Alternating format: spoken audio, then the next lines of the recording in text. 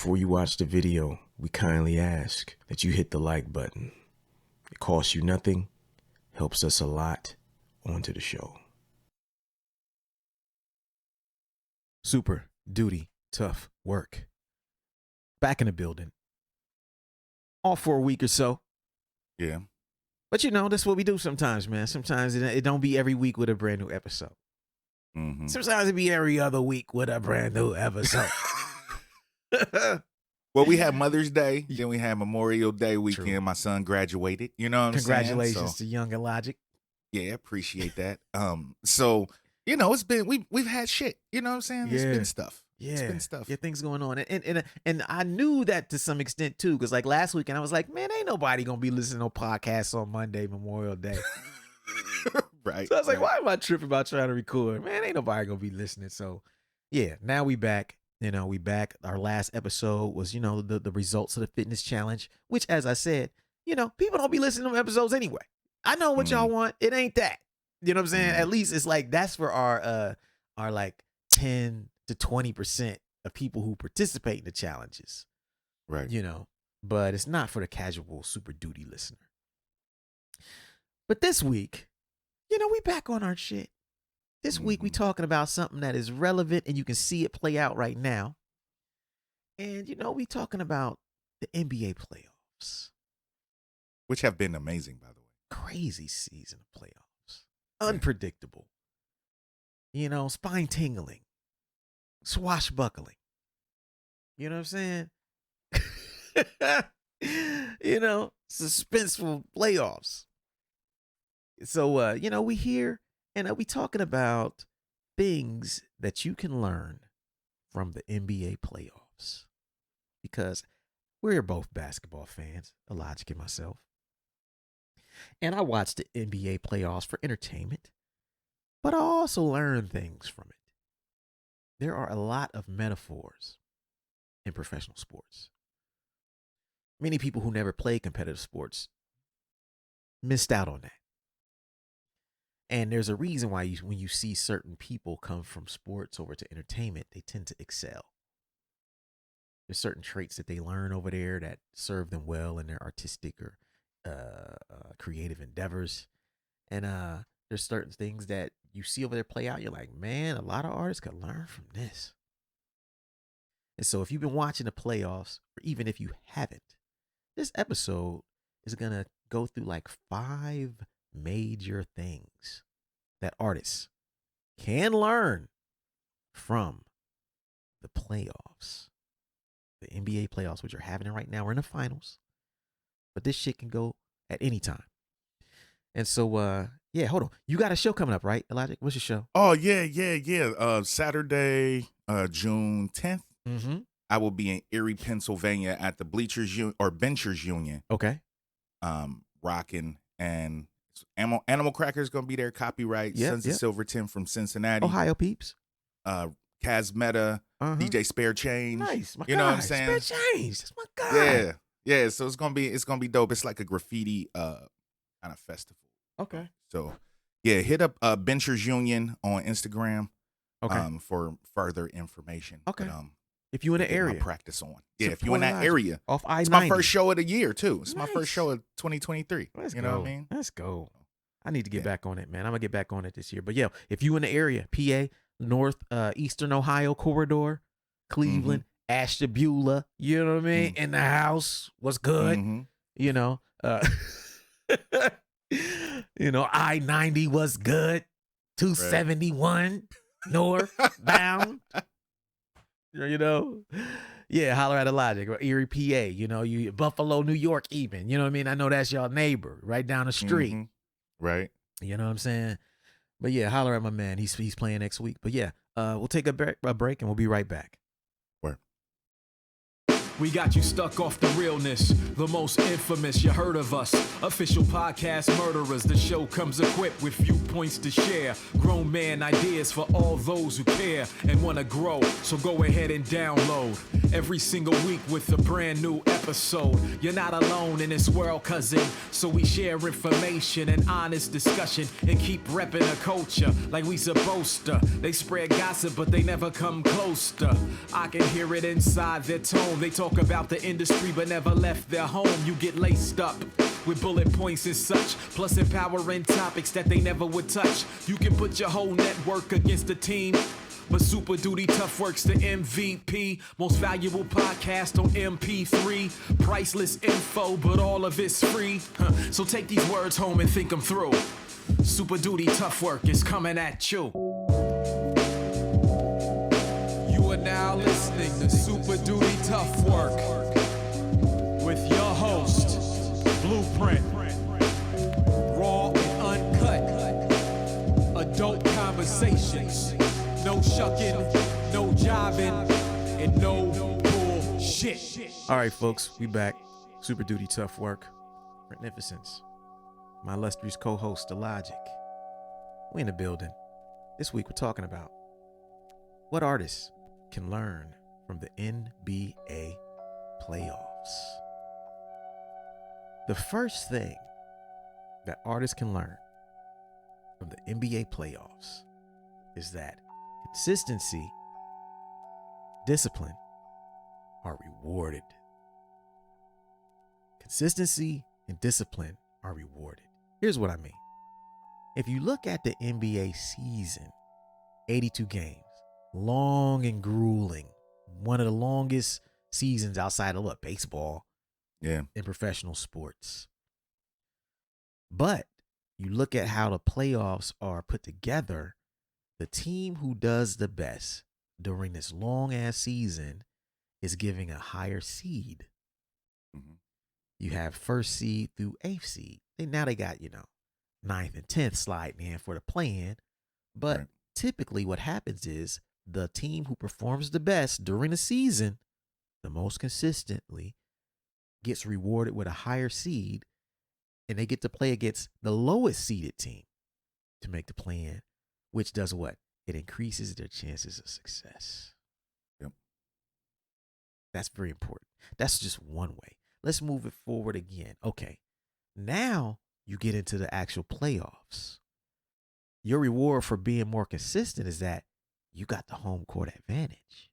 Mm-hmm. That means the first 2 games or 4 out of the 7 games are on your home court, where you're familiar. And they know that home court advantage in the NBA is real. A lot of championship teams are excellent at home. So just by being consistent, now you get rewarded with a higher seed, playing against a lower seed, and they let you play more of the games at home. Getting rewarded for discipline and consistency. All the ugly nights where people were sitting out, load managing, getting suspended for dumb stuff, going, just whatever, pulling Ja Morant antics, flashing that thing. All of that stuff you get penalized for in the long run across 82 games, right? Here's another way it rewards discipline, consistency. Anybody in the NCAA tournament could just win one game and be a Cinderella story. Yep. You have one great shooting night, you could be a fucking champion. You shoot the ball good for 1 week, you a champion. Yep. And all you got to do is catch a good team who shoot the ball bad for one night, and you a champion. You can win it all. Yep. Not in the NBA.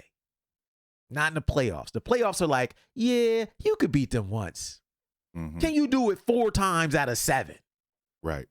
If you beat a team 4 times out of 7, or 4 straight, or whatever you got to do, 4 out of 7 games, then you are the better team. Right. It's not a lot of flukes in a 7-game series. Right. You can win one. You can have a hot shooting night. But if you got multiple hot shooting nights, it just means that the other team ain't stopping you. Consistency. The point I'm making here is that consistency in the NBA is rewarded in the same way artists, creative people are rewarded for consistency out in the artistic space. Yep. Like creating art is not just a one and done thing. You want a career as an artist, you got to understand that a career as an artist means that you got to be committed as an artist over the long term. Illogic and I started doing this for real in between, we'll call it 95 to 99. I'd say we got serious about the craft, him writing. I started making beats in 96, 97. Mm-hmm. We met in 96, 97, around then. 97, and then, 97. And then I moved to Cincinnati, 97, 98. So it's like, started making beats. We started forming this waitlist thing. The amount of guys we started with who did not even make it 5 years, who was ahead of us, is incredible. By the time we started putting out records, it was like a natural filtering device. Yep. Okay, you got all these, and we came up with some dope ass rappers. Come on. There's guys we seen in Columbus who were nasty. We would readily admit they're the best rapper in the scene. Right. Ain't nobody fucking with that dude. No, that guy is crazy. Have you seen him? Like, yeah, he crazy. I don't see him that often. But some guy would come through and just destroy it. We'd be like, oh man, or he pop up on a Prism record or something. One verse. Yep, out of the blue. One verse. It'd be a legend off a DJ Prism feature. We'd be like, yo, who's that guy, Prism? Prism just be knowing all the cold rappers who have just never seen again, guys. Like, yeah. But the point here is that we were consistent. We got together, we played shows, we put out records every year. Oftentimes multiple records a year. If you go down to like 2003, 2004, it was like, or hell, 2002, Got Lyrics 2002. 2003 was The Weight Room. 2004, 8 Million Stories. Chamber Music. Celestial Clockwork. 2005. Like, all of these are some of our biggest records, but we were hitting our stride, dropping our dopest shit. We were ramping up, but getting more and more consistent. As we got more consistent, and you look at all the tours we did at that time, him with E&A, me with Atmosphere, me with Soul Position, him with me in Soul Position. We were rolling out, doing it consistently. That consistency was rewarded by the game. Yep. All the guys, and I never felt I was more talented than these guys we were seeing in Columbus. No, not at all. I never looked at like, yo, I'm just better than these guys. Always like, yo, these guys are crazy. I gotta work harder than them. I got every day I come home from work, I gotta pick up this machine and just put in 2-3 hours. If I got 2-3, let me just do one beat a night. Let me just, chop something, make some, whatever I could do. And then weekends we would try to record. The point is this. Consistency and discipline is rewarded. It's not just the NBA that rewards it. As we started staying consistent, opportunities started to come to us because people could trust us. Yeah. Oh, them dudes is here to stay. They're not playing. But I say all that to say, it's not just the NBA. As an artist, you can learn from them and how their season is set up and take that approach and apply it to what you do. Showing up is half the battle, especially in an industry like music where guys don't even want to show up. And if they do, it ain't on time. We was winning just by showing up. But yeah. Yeah, man. It's like when you look at how, like you said, throughout the season, teams that play together and play the most together are consistently together. You have that consistent 5-man lineup. Mm-hmm. That's why Denver is killing right now. They've been starting the same dudes pretty much the whole season. Yep. For 82 games, for almost a year. They've been playing with the same cats.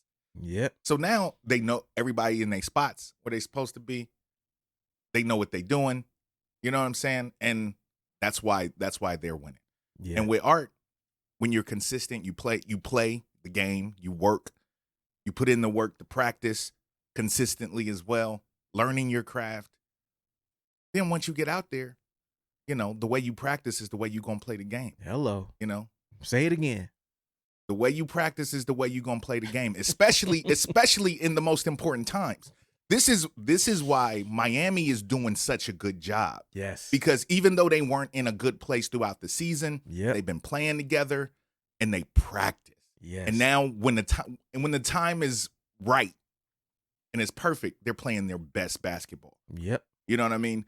If you continue to practice and you continue to work and you continue to work and you're consistent with your work, when it's time for you to shine, you'll be able to shine because that's how you practice. You practice like you were shining already. Mm-hmm. You know? And when it's time, that's what you lean on. You lean on your practice. You lean on the muscle memory. Come on. You know what I mean? So, Facts. yeah, man. Consistency is definitely rewarded. Definitely. In all aspects. Shoot, not even in just art and sports, but in life. Yes. It's you true. pay your bills consistently, you get a good credit score. You know what I mean? Facts. Like your lights stay on. Yeah, your lights stay on. You're rewarded. Service. Yes. Facts. You know? Nah, it's true, man. Yeah, like and that is one thing I think a lot of artists don't understand. They think that they should approach their job with consistency. Mm-hmm. But when it comes to their creative work, they want this lack of structure and ultimate freedom. They wait for inspiration. Waiting on inspiration. Like, you don't wait on inspiration to go to work for somebody else, but you want your creativity to become your job. Wouldn't it make more sense to approach your creativity with the same discipline you approach your job so that your creativity can become your job? You know, you're not going to all of a sudden become disciplined in art when somebody starts paying you. Right. Shit. If you want to get to the point where people start paying you, become disciplined at your job. Yep. You know? But yeah, it's key. And music is so tricky because there is so little structure. And there's so many people who always preach this freedom, freedom, freedom, freedom, freedom. Right. I think musicians need less freedom and more structure. Oh, facts. You know, it may be a controversial take, but anybody in this shit know it's hard to get shit done when you ain't got no structure. Yeah. You know, so that's number one. Number one is consistency is rewarded, you know, and discipline is rewarded. The number two thing that artists can learn from the NBA playoffs, and this is that talent is not enough. This lesson comes from the bottom of my heart because my Celtics got taken out of this John. My guys. And this is this statement just encompasses them to a T. Talent ain't probably the most talented team in the playoffs. Come on, man. You got a Jason Tatum, a number 2 pick, Jaylen Brown, a number 2 pick, number 3 pick. You got Marcus Smart, number 8, number 9 pick. Al Horford was top player 5. of the year. Yeah, top 5 pick. Brogdon is a 6th man of the year. Derek White, first team all defense or second team all defense. You know what I mean? You got Jason Tatum, first team all NBA. Brown, second team all NBA. All of them under 20. You know, the main guys is 26 and under. Mm-hmm.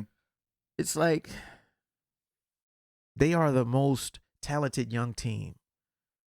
But every time they play a team like Miami, it becomes very clear that ain't enough.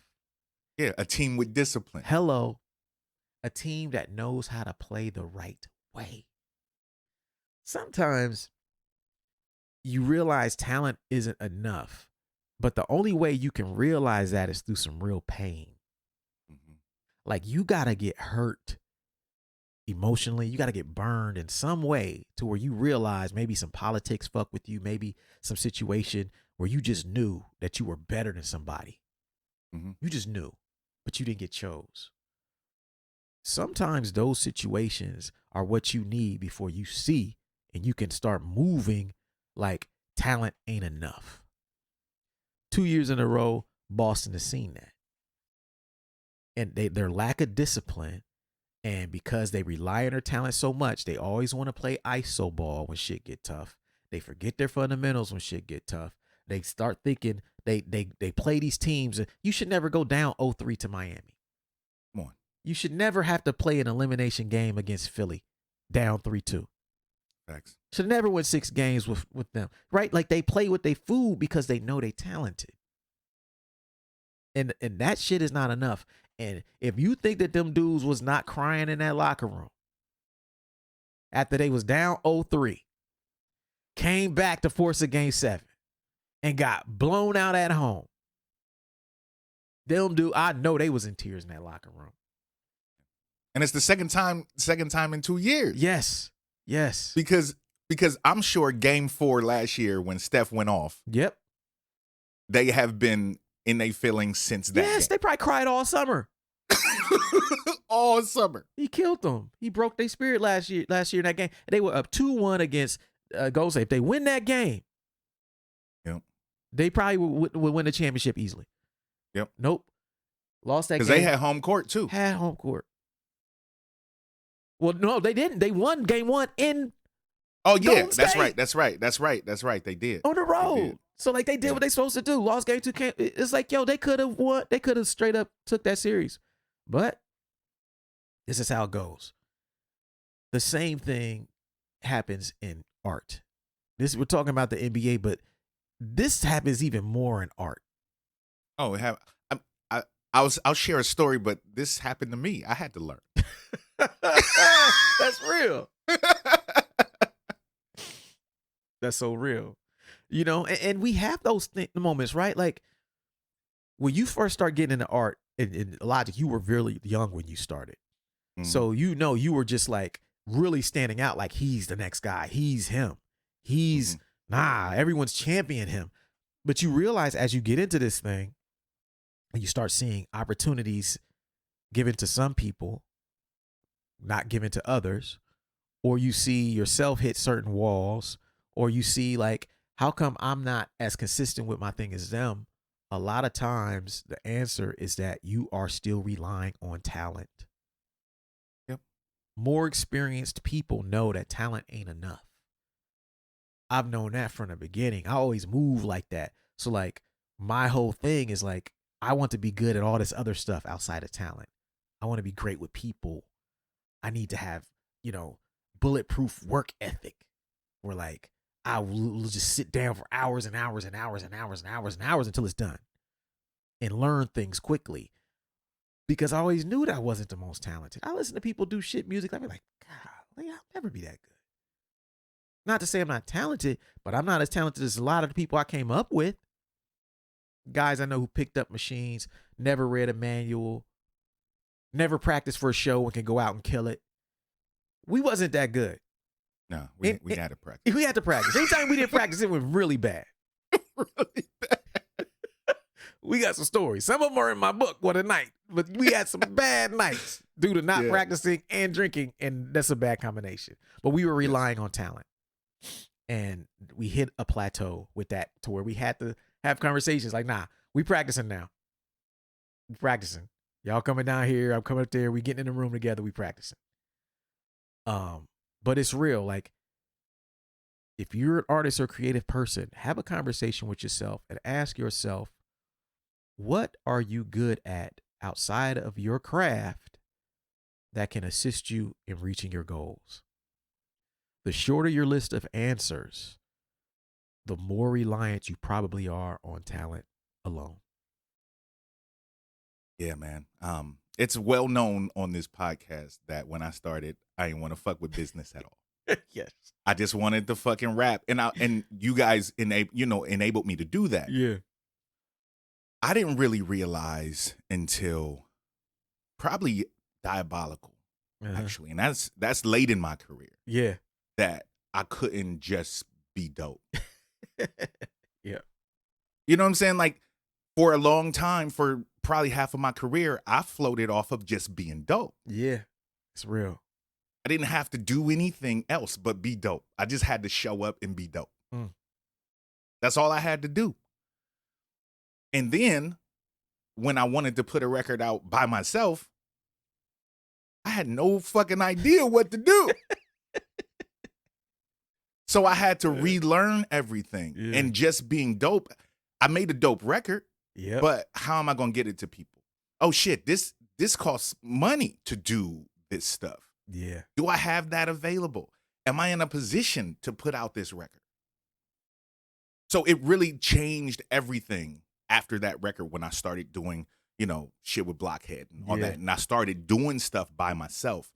I had to kind of learn on the job again. It was like starting over. Yeah. You know what I mean?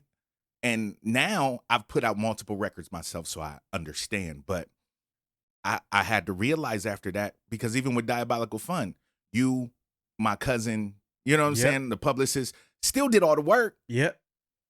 You know what I'm saying? Tim made the record, mixed the record. I just had to be dope. Right. And that was my comeback record. You know what I'm saying? Yeah. And then after that, it's like, okay, everything isn't where it was when I first started. It's not enough just to be dope anymore. Mm-hmm. So how am I gonna continue to do this at the level that I'm used to doing it without understanding the other side of the game, understanding the business, understanding, how much things cost. Hello. Shit, just shipping alone, shipping out product. Yes. The boxes Bro. to ship stuff in. Bro. You know what I'm saying? Like a lot of y'all that put out records yourself, you're probably familiar with Uline. Print hit me with, you know what I'm saying? Yeah. Like the Jewel. I had no idea places like that existed, bro.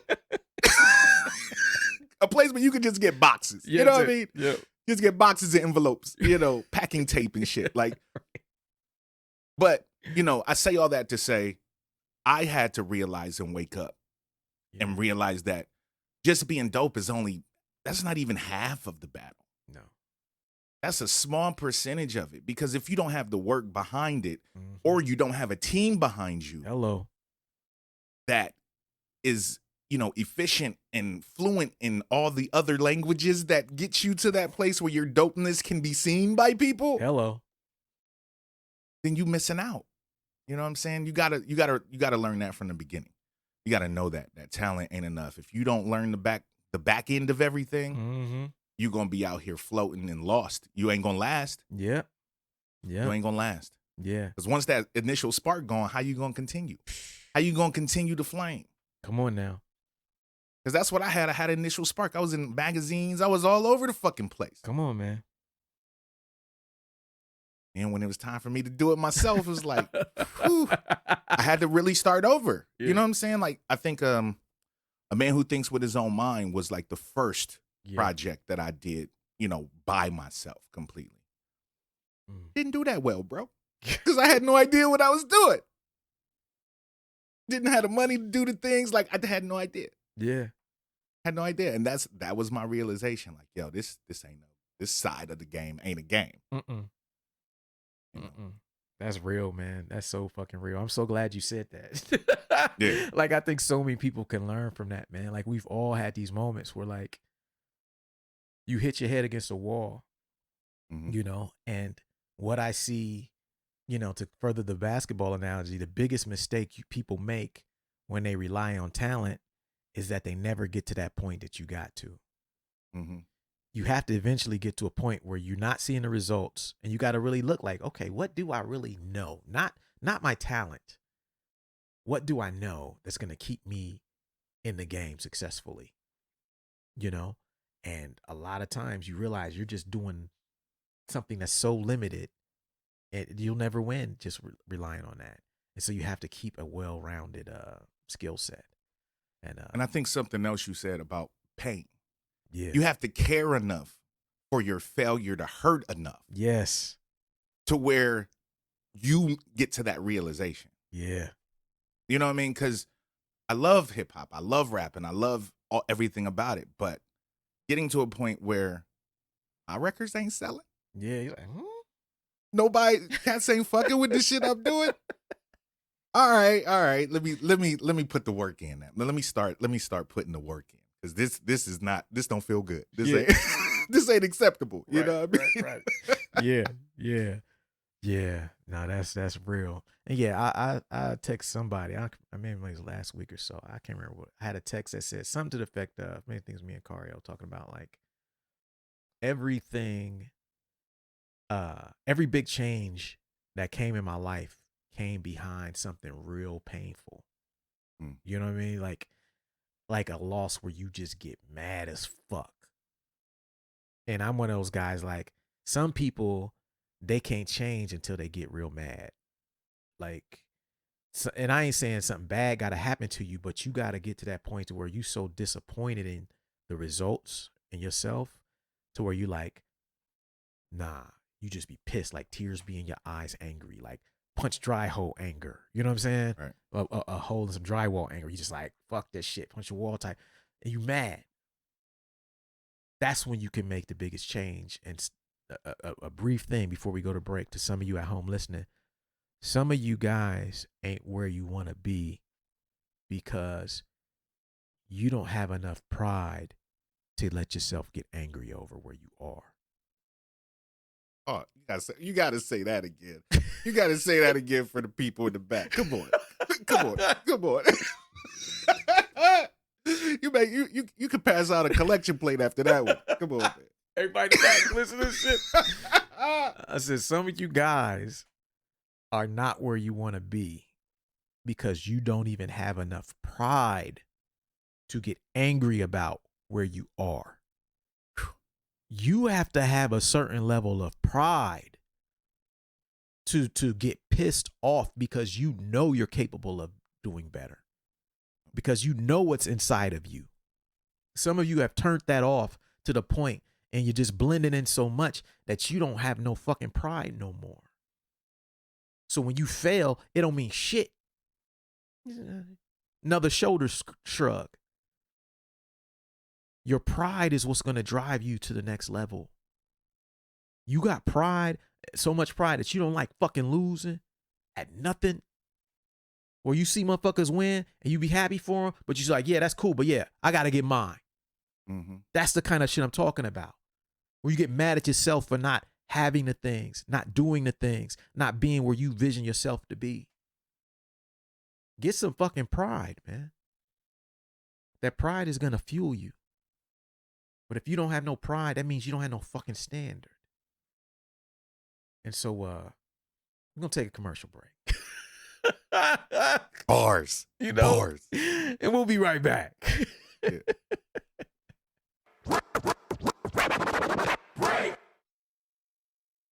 Quick announcement. Over the last several years, we've been asked many times by the listeners of the show if we would ever open it up to the public for advertising. We've always been interested in this, but we never had the systems in place to make it work properly. I'm proud to announce that we are officially accepting advertising from the public on Super Duty Tough Work. Meaning, if you're a small business owner or an artist and you'd like to create more awareness about your product, service, or release on the Super Duty Tough Work podcast, we're now in a position to do that. For more information, email us at superdutytoughwork@weightless.net. Again, that's superdutytoughwork@weightless.net. Email us there. Tell us a little bit about who you are, what you would like to promote, and we'll get back to you as soon as possible to let you know if we think it's a good fit and what the next steps are. Thank you for your time. Back to the show.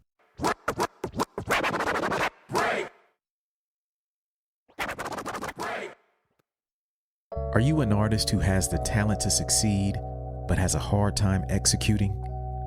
Do you have the will to win, but lack the plan? Are you tired of having great ideas that never come to fruition, or starting new projects but never finishing them? If you answered yes to any of these questions, reach out to me at superdutytoughwork@weightless.net to book a one-on-one coaching call. Tell me a little bit about who you are, what you're trying to do, and I'll see if I can be of service to you. Have a great day.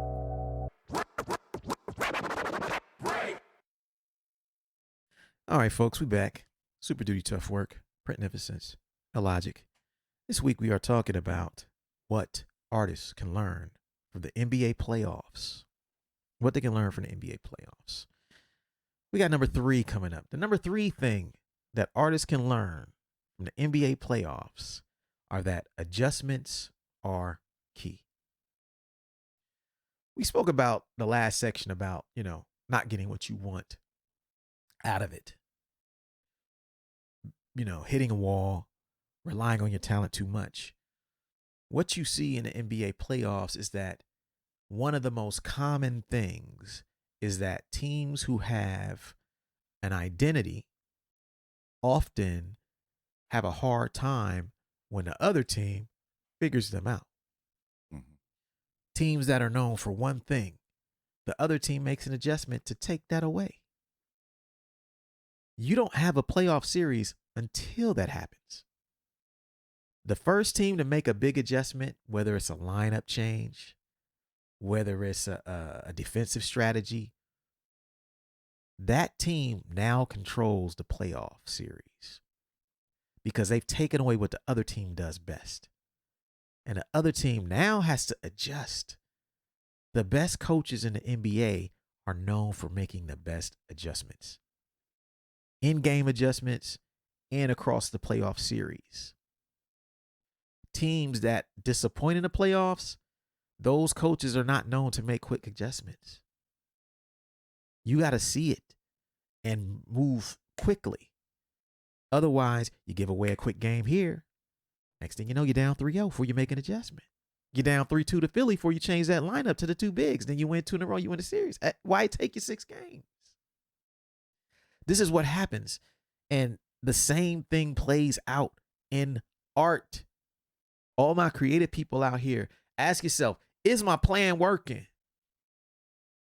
It's a simple ass question. Mm-hmm. Is my plan working? Well, first thing, you got to have some concrete goals at the end of your plan. Are you reaching them? Is my plan working? And if not, what do I do? Do I adjust or do I just sit here and keep doing the same thing over and over again, hoping for different results? Insanity. Definition of insanity. What a lot of people do out here is they do what they think is going to work. And they stick to it because they don't want to do the work that comes along with making adjustments. The key to this shit, especially the smaller you are, the less of a team you have, the more nimble you have to be. The more agile you have to be. See, it's different when if I was putting out a record on like Rhyme Sayers, they got fucking staff and people in there and all this shit. They're not nimble. They're powerful. They don't have to be. They don't have to be. What they do, they put a date on the calendar 6 months from now, and everybody in that fucking building moves in unison towards that date, doing everything. Now, they can't change. That means they can't just change that date like that. Once they come up with that strategy, they just can't change directions. Like, no. There's too much momentum going. That's their strength. If you listen to this podcast, you don't have that going for you. You probably have one or two people you can trust. You have to be more nimble. The smaller you are, the more agile and the more nimble you have. You have to be able to change directions faster. You have to be able to test something today, test it for a week, and see the results and move. You cannot afford to waste years doing the same dumb plan that somebody else who wasn't successful was doing. Copying people's strategies and it's not working. Doing shit for the show when the results ain't there. In the same way that a coach can't do that shit in the NBA, you can't do that shit in your career. Be nimble. Yeah, I mean, the same way if a coach ain't nimble, they lose their job. Hello. If you can't make adjustments, you lose your job. If you can't make adjustments, you're not going to sell records. You're going to continue to be depressed and mad, think everybody hating on you because your shit is fire, but you're not putting the work in. You're not changing. Yep. You're just doing the same thing you've been doing since 2005. Come on. And thinking that it's going to work in 2023. It's not. Come on, man. And look, it's not. And we've had periods where we've changed directions. We've had to. You know what I mean? I mean, if you care about your career and you want your career to continue and have longevity, you've had no choice but to change in the last. Yep. Social media alone was a huge change for us because a lot of us were pretty to ourselves individuals. You only saw us at shows. Yep. You know what I'm saying? Like, that was it. Now this social media thing, we competing with all these other rappers. Yeah. We competing with all this new technology and shit that we didn't really grow up on. We have to learn it. We had to be flexible in order to be consistent. The artists that, we came up with that are still doing it, they had to be able to adjust. Yes. And learn something new and make different moves and try this thing. This thing don't work. Try this thing because this is my career. In order for me to continue, because I don't have a big team behind me. Mm-hmm. I have to be able to move in these different circles. I have to learn how to talk to people. I have to learn how to be social. Yes. You know? So that's the only way that we were able to freaking survive, is that we had to be nimble and adjust, you know. And even to this day, we're still adjusting. I mean, me and you, we've been talking over the last couple months just about social media and Hello. doing shit with Instagram and Yeah. trying different you know, like we've Yep. been we continue to be agile and move, because fucking, you know, the algorithms change. Yes. So you do. got to be able to change with them. It's a fact. It's a fact. Another example that this comes to mind to me with this adjustment thing is like 2008, when like the housing crisis hit and the kind of the independent shit kind of fell apart a little bit, Mhm. you know, and retail was going out of business. All these retail chains was going out of business. Distributors was going out of business. And this is where, you know, MP3 started coming up. CD sales was dropping. Vinyl was considered pretty much dead, you know, around that time. And like it hadn't made a big resurgence, you know. And so I remember at that time thinking, like, yo, no one was talking about it. But I knew, because I was sitting there running a label, talking to distributors who sold our records but didn't have the money to pay us and wanted to order more records. And I remember thinking, why am I sending records to these guys if they're not gonna pay us? Just to say just to say I got a distributor. Maybe they end up in stores. I was like, the goal is to make money. So why not just sell these directly to our fans? And this is in like 2008, 2007. This is when I did like the Blueprint versus Funkadelic shit. I was like, I want to test this theory out, you know, about whether I can do direct to fan, whether I can set up a website and go directly to my fans, and whether I can create enough groundswell without a publicist, without any of that shit, to sell through this thing right here. Because I got a feeling that retail ain't gonna be important in the future. Lo and behold, the shit worked. When I did that project, I was like, holy shit, I can sell directly to my fans. I don't need a distributor. We just spent the last, from 1999 to 2005, 2006, trying to get a distribution deal. Mm-hmm. Only for in 2008 to not want it no more. Because the shit wasn't paying. I was like, let me try this direct. And there wasn't nobody doing that shit then. Everybody was still selling to Hip Hop Site, Sandbox Automatic, you know what I'm saying? Revolver. Everybody's going to distributors or online distributors. Underground Hip Hop. I was like, nope, we're going to sell it directly on the site, directly to people. We're going to put a poster with it. We're going to put some instrumentals with it. We're going to do this. We're going to go to rec. We're going to make the MP3 version free. Man, that shit did great. I had to adjust. Sometimes you have to admit an uncomfortable truth to adjust. I could have sat there still beating on these distributors' doors. Pay me, pay me, pay me. We'd have never had no money to make it to the next record. I'd have been out the game.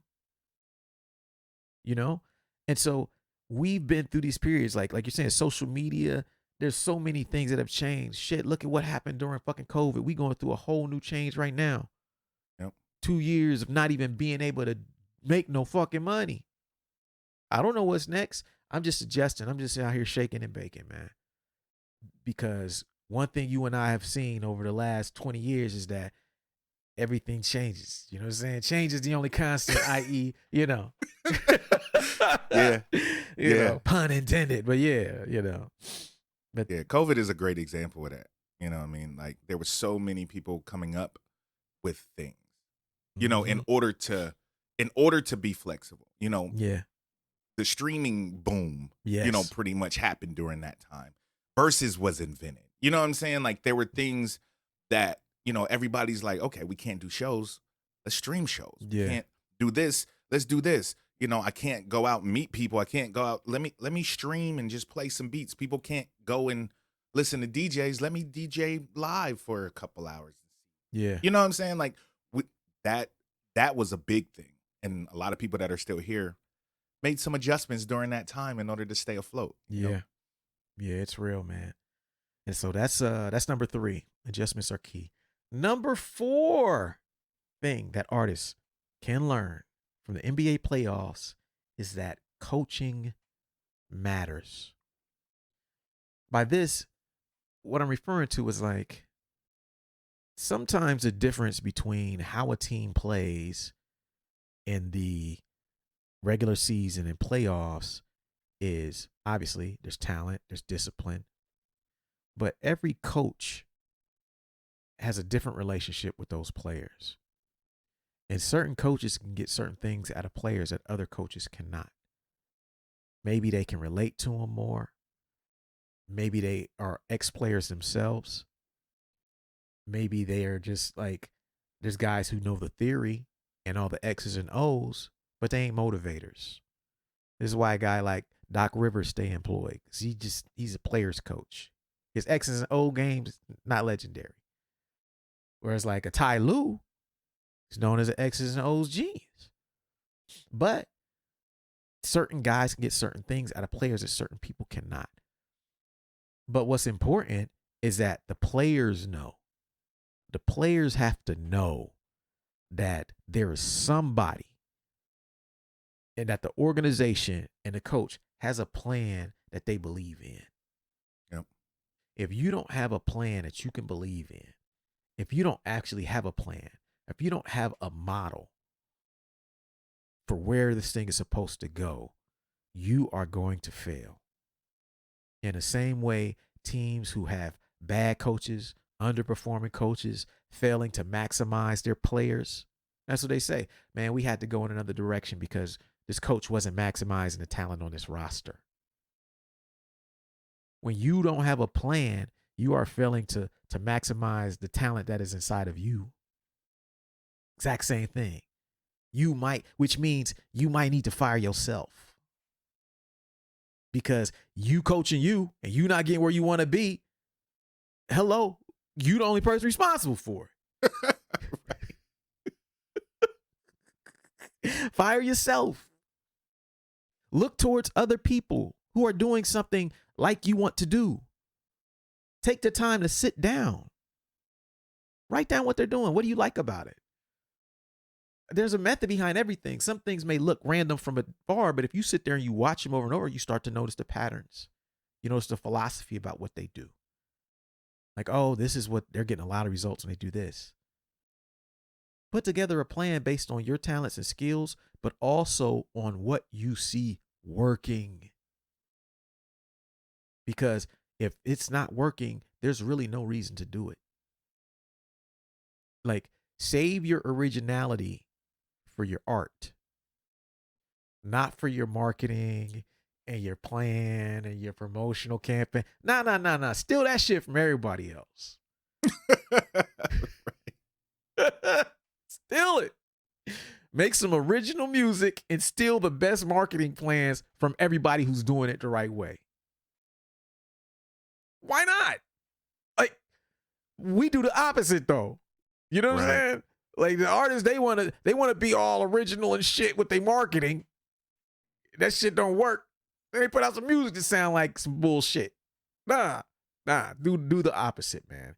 Coaching matters. A plan matters.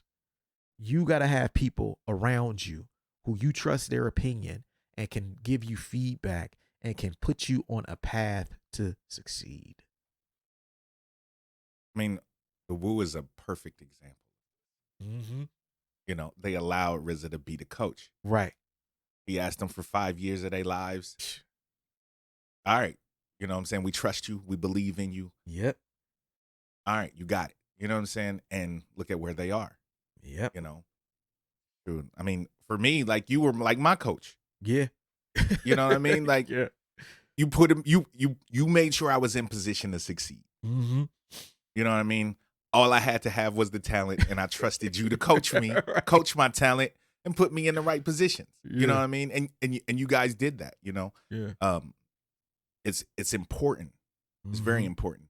And if you don't have a crew or anything, like you said, have a few people that you trust that you can sit down, bounce ideas off of. Yeah, you know, that can give you some input, that have some experience, you know, in the world that you're trying to break into, so they can help you.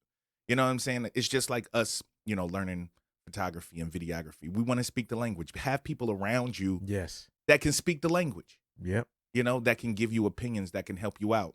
At the end, it's your idea. It's your choice to do whatever you're going to do, but you need those assistant coaches to continue the basketball metaphor. Straight You know what I mean? You need those assistants to, nah, that's not the move. You know what I'm saying? That's not, we should go in this direction. You know what I'm saying? Let's put Rui Hachimura on Jokic. Right, You know what I right. mean? Let Davis float around. Let's see if that works. Oh, it worked. You know what I mean? Yep. Like, you need those coaches that also make adjustments, that are also disciplined. You know what I mean? You need those people around you that, can add something to you and make sure that you get where you want to go. Straight up, man. Yeah, and what people don't know is like, Illogic and I talk every week on this show, but we talk a lot offline about just like strategy. Yeah. You know what I mean? Like the nuts and the bolts of how to put out music, how to capitalize on what we're doing, how to build things, how to really down to the minute details we don't talk about on here, but we have that rapport where we talk about that shit all the time. And it's good to have somebody around you who can look at something you're doing like, you know what, that's cool, but try this. And then you could try, you know what? Yeah. Okay. I see. I get it. Okay. Yeah. Or like do that, but then add this to it. Oh, you know what? Word. I'm going to add that. That worked. Or yeah, it didn't work. Maybe. It's very important. It's very important, man. And so if you're at home listening, my question to you is what is your plan? You know what I mean? To a lot of people out there, we are that. We are the coaches. To those who are tuned into this podcast, we thank you because to some degree, we giving y'all the plan. Yeah. That's why we here to share this shit with y'all. And so thank you for joining us. You know what I'm saying? Y'all on the team, whether you know it or not. Right. You know what I mean?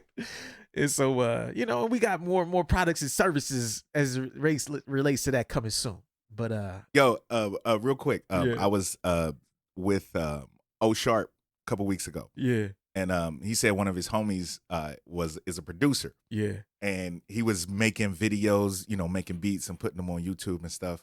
And O was talking to him, and he said, "Yo, you know what I'm saying? Like, I saw you ain't been posting no videos or nothing for a while." He was like, "Nah, man, I was listening to Super Duty Tough Work, and they said that shit was whack." What? It's like, so I stopped doing it. I ain't making beats live no more. Like, Super Duty said that shit was whack, so I ain't doing it no more. I gotta start editing my videos. They said edited videos work better, so I gotta start. I was cracking up. That's funny as shit. That's funny. Yeah, well, to each his own. Some guys can win with that. That was definitely an unpopular production opinion. But a lot of people did co-sign that and say, hey, y'all was kind of right. Y'all was kind of right. Yeah. But yeah, for some, if you can't pull that off, edit that shit down, man. Edit it down. You know what I mean? And see what works. If editing works, do it, please. But that's funny as shit. But yeah, okay, we'll take a break. We got one more, and we'll be right back. Work.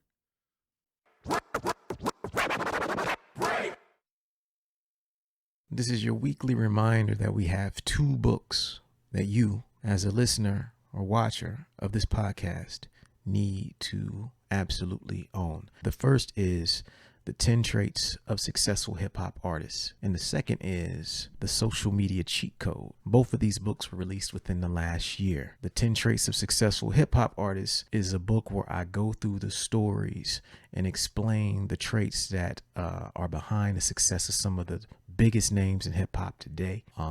The book has got nothing but amazing feedback. And if you are an artist, business person, whatever you do, if you would like to be inspired and would like to learn more about hip hop along the way and also see some reinforcement of the concepts that we talk about on this podcast, The 10 Traits of Successful Hip Hop is for you. Second book is The Social Media Cheat Code. That is for everyone who listens to this podcast who does not consider themselves an expert or really good at social media. It's not for super experienced people. It's actually for people who are on social media but are not getting the results you need. So what we did is I broke down like 12 or 13 strategies that I use all the time that actually work really well for me. I put it into book. I gave you examples and I tell you how to implement it. That's a book you absolutely need as a listener to this podcast, watcher of this podcast. If you're on YouTube, supporting these books actually goes a long way towards supporting the podcast. So to support the show, if you like what we do, obviously we don't necessarily get paid to do this shit. So support the products and services that we create. And these 2 books are a big part of that. We appreciate your support. And back to the show.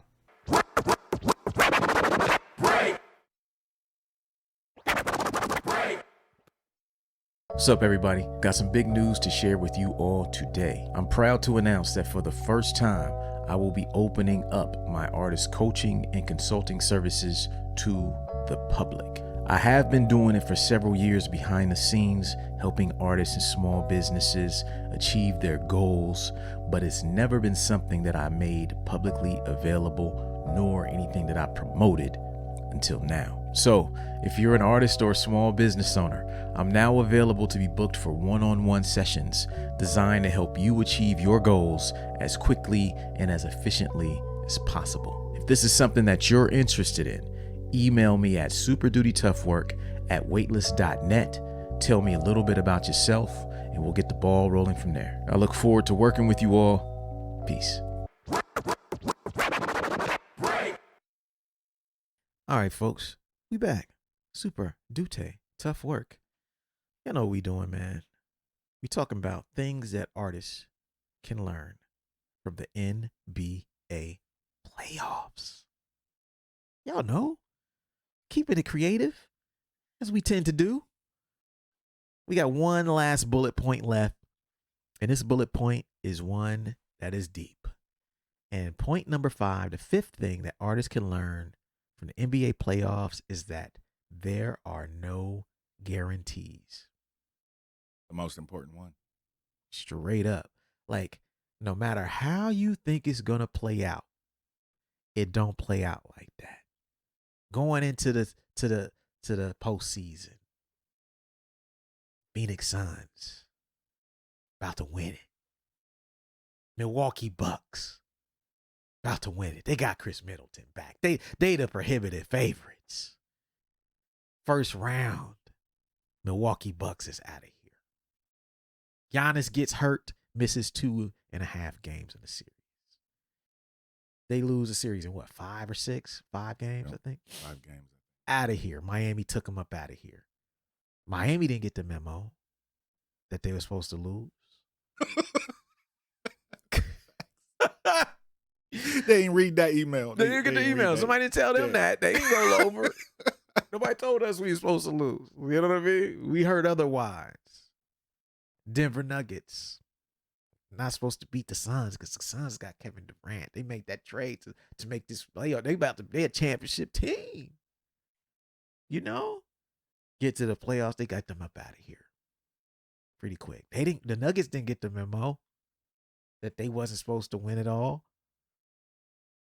Anything can happen. Teams get hurt. The Heat and the Celtics. You get this game 7. First play of the game, Jason Tatum twists his fucking ankle. Not the same. Nope. Team just loses their confidence as more and more as the game goes on. They just look worse and worse and worse and worse. Started right there. But see, that's why you don't go to no game 7. As they say, anything can happen. If they'd have played like they played in games 4, 5, and 6, there wouldn't have been those game 7. They'd have done that in games 1, 2, and 3. They didn't know. Anything can happen. Players can get hurt. Players can get suspended. As Draymond, when he got suspended, the Cavs came back from them 3-1. Anything can happen. Yeah. Like, don't count on nothing. The same thing happens out here in music. You know, guys, they think, oh shit, I'm about to get signed and go get this deal and everything gonna change. And sometimes that shit don't work out like that. We know artists get on labels and they be getting shelved. You never hear from them again. They got signed. They're supposed to be a household name by now. They just sitting around, stuck in paperwork for a decade, lost their momentum. You know, sometimes people get signed and the label end up being shitty. Logic can co-sign this one. Sometimes The people you be trusting to put out a record, they don't be on their shit. You thought it was gonna go one way. You know what I'm saying? What my man Barlow said, you thought it was one way, but it's the other way. Mm-hmm. From the Wire said, you thought it was one way, but it's the other way. Yeah. You know what I mean? It's the other way out here. There's no guarantees. Shit. I throw myself in this. 3 years ago, 2018, I came off my most successful tour ever. Best attendance, made the most money, smoothest tour ever. It's me and Detox running around, getting money, having fun. Shit went great. Tennis was up, had that pop. I was like, oh shit, if I do this again, this is about to pop. Let me get back in the lab immediately. Got home that fall. Man, I was so happy. I got home on a fucking Friday night. Had money in the bank. I sold a property that I had. Monday morning, Tuesday, I paid off my fucking house. I was like, I paid off my house. I came off the best tour of my fucking life. It's about to be on. I'm about to hit a new plateau. Little did I know. Little did I fucking know. In the lab all 2018, 2019. Oh man, I cooked up this record. Oh, this record is crazy. I'm dropping this. I'm talking to my agent, me and Tony. Okay, we can put this tour together. 2020, we coming out the gate. Yeah. Fall of 2019, we talking to promoters. We got our routing together. We ready to cook. I'm like, oh, hell yeah. Let's fucking go. Little did we know, we start seeing these little bubbles and blips. Events getting canceled here and there. Yep. NBA games getting all shaky. People get sick. We're like, wait, hold on. This is a real thing? I'm looking here like, oh, this is not good. It's getting dark. It's getting real dark for you, man. I thought it was on. I'm like, yo, this is the perfect timing. I tried 2020, like, okay, yeah, 2020, I take the momentum from the last shit and the last record. I got this new record, which is crazy. I know what's gonna happen. All I gotta do is the same thing again, and it's gonna pop. Ain't been seen since. It's so true. Ain't been It's so seen true. since. Everything changed, bro. The COVID world killed the world changed. Yeah, the whole world. went from being up, chilling with an album, ready to capitalize, to what the fuck am I gonna do? It's 2 years later. I gotta get a job. I gotta get CDL. I'm driving the truck. Yeah, real. Anything could happen. Yes. Anything can happen. You sit around. I sat around and waited as long as I could. Okay, 2020. Okay, by the end of 2020, we gonna be back to it. I know. End of 2020, yeah, man. Okay, this ain't gonna last. Okay, yeah, it's 2020. Like, damn, this ain't shit. This shit get worse. Ain't nothing opening up. Ain't nobody doing nothing. It's getting worse. Okay, let me give it one more year. 2021. Let me see what happens in 2021, man. Now, there's no way. 2021, we know we coming back in 2021. There's no way this shit is still shut down in 2021. Damn, it's still shut down in 2021. End of 21, I'm looking at my bank account like, golly, this shit's getting bleak, son. You know what I mean? I'd have lasted 2 years without working. That's an accomplishment in itself. But shit. Anything can happen. 2021 gone. 19 gone. 20 gone. 21 gone. 22 started working. Shit still just now opening up this year. In 22, things just started opening up. Like summer of 22, fall of 22, people started playing shows again. By then, I was already working. Like, yo, I can't afford to sit around and wait till the end of 20. And even then, touring is not what it used to be. No, true now. Right Even now. though people are coming back out. Yeah. Touring is not what it used to be. It ain't. And here's what's crazy. It may never be. What if it's a bubble that burst and it ain't gonna come back for a long time? Yeah, man, because a lot of those venues, the small venues that we used to play, they didn't last. They didn't make it through the pandemic. Right. So all the houses that's left, you either got bars, there's not a lot of performance places that are, 150, 200 cap. Right. They the first to go. You know what I'm saying? Yeah, they was the first to go. Now you got all these 500 up rooms. Yep. That a lot of cats can't play. Yep. You know what I mean? Yeah, it's wild out there It's now. real. No guarantees. If you listen at home, take it from me. There ain't no guarantees. I sat at home. I wrote multiple books. I made multiple albums, but the timing just was never right. Like, you look around, you're like, okay, I'm going to drop some vinyl. Oh, no, it's going to take you 16 months to get your vinyl back. Mm-hmm. What? Yep. I lived that. You know what I mean? We like 16 months, 18 months to get some vinyl back? Oh, man. And I got to pay up front. And I got to pay up front. Well, I ain't got... Well, how am I supposed to... I got to drop 3 racks and I ain't going to get my product for a year. Yeah. Man, I'm going to get a job. You know what I mean? It's like, I can't make money. I can't play no shows. I can't sell no... Look, anything can change.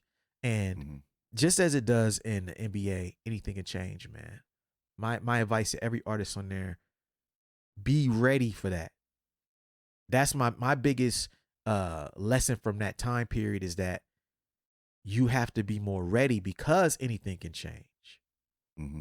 You know what I mean? Like, my only regret, maybe I should have done it a year sooner. But who could have known that it would have lasted? None of us know. Right. We could not have foreseen that was going to be a 2.5 year thing. Yep. And still not what it used to be. And so anything could change, man. And just like, the Phoenix Suns are sitting at home, just like the Celtics are sitting at home, just like the Bucks are sitting at home. You know what I mean? Just like the Warriors are sitting at home watching the playoffs. Shit, I was sitting at home for 2.5 years. You know what I mean? Did not know it was going to go down like that. Mm-hmm. And so my best advice is just stay prepared for everything. Stay nimble. Have other means to kind of make it work as an artist, because you never know when certain things are going to be there. Certain things happen. They come and they go. We'd have been around enough to see it. So, yeah, man. Yeah, this one really encompasses really all of the other points that we hit on today. Because the fact that you understand that there's no guarantees, then you lean more into your coaching. You lean more in, you have to make adjustments. Yes. You know what I'm saying? You have to make adjustments because things aren't guaranteed. Talent isn't enough. So you got to put some work in, make a plan, and do certain things. You have to be disciplined enough to where you're confident enough in your own ability to where you can be nimble. You can move around. You can, make changes when necessary, because everything don't work out the way that you plan it. Straight up. It's the saying that you want to make God laugh, tell him your plans. Yep. You know what I'm saying? Like, there's always something changes. Change is the only constant, man. You know what I'm saying? It's the only thing that is consistent in the world is inconsistency, the changing of everything. Straight up, man. Nothing's ever the same. So, just lean into everything. That way, when something doesn't work out, you can adjust accordingly, and you're not ass out. Hello. Because you wasn't prepared for adjustments. Yes. Learn from your boy.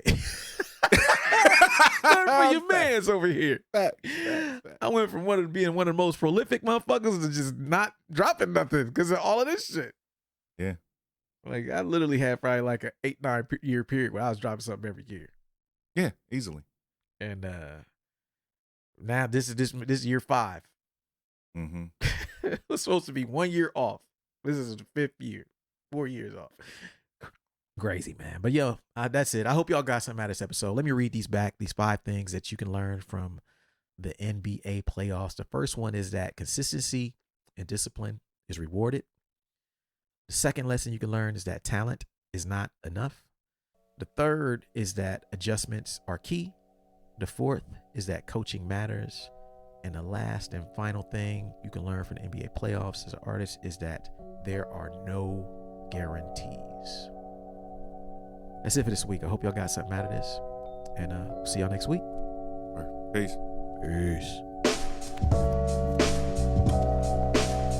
Thank you for listening to Super Duty Tough Work. Subscribe to the podcast on iTunes. Follow the podcast on SoundCloud. Peace. Shoot, I got styles already that's more complex that nobody know about. I mean, super duty tough work.